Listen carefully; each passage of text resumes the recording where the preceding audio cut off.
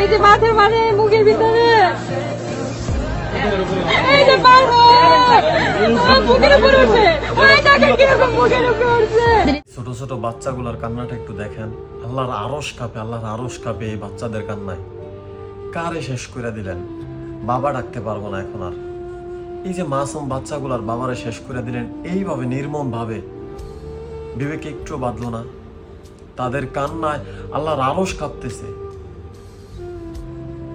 এইভাবে হইতে পারে না, একটা দেশ এইভাবে চলতে পারে না। কি করছেন আপনারা? এই বাচ্চাগুলা কারে বাবা ডাকবো ভবিষ্যতে? এতিম বানাইছে। আমরা এখন কোথায় যাবো? আমার বাবাকে নিষ্ঠুর ভাবে মারছে। আমার বাবার কোনো দোষ ছিল? আমার বাবার এই ব্যবসার জন্য মায়া ফেলাইছে। কারে কারে বাবা ডাকবো? এই বাচ্চাগুলা জীবনটাই তো আপনি হেল করে দিছেন। এতটুকু বয়সে বাচ্চারা বাবা হারাইছে।